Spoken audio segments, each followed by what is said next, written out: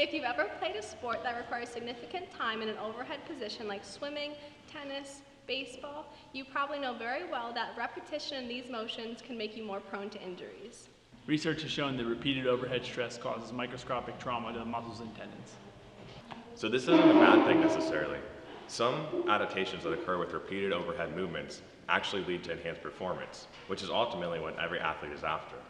However, it's important to be aware of this so that we know the changes that typically occur over time, so that we can focus on preventing an injury before it happens instead of rehabbing an injury after a surgery or that typical injury.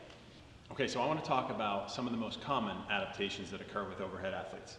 Number one, external rotation weakness. So just for reference, this is external rotation of your shoulder, this is internal rotation.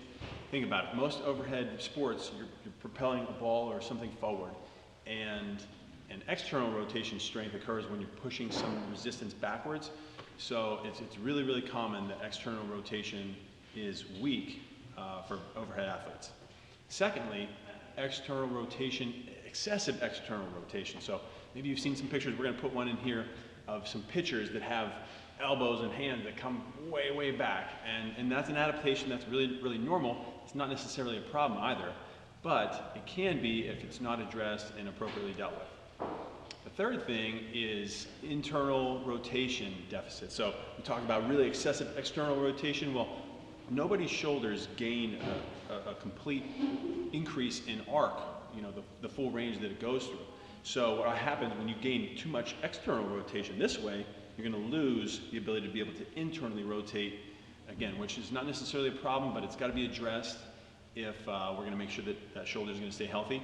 And then the last thing is shoulder blade dysfunctional movement. So we're going to get into that in a completely separate video, but suffice to say that if the shoulder blade is not properly moving and healthy in terms of its movement, then it's going to affect the shoulder joint itself. So stay tuned, we've got some helpful exercises coming up in the next video in terms of what you could do just to be able to prevent these things from occurring and address them ahead of time.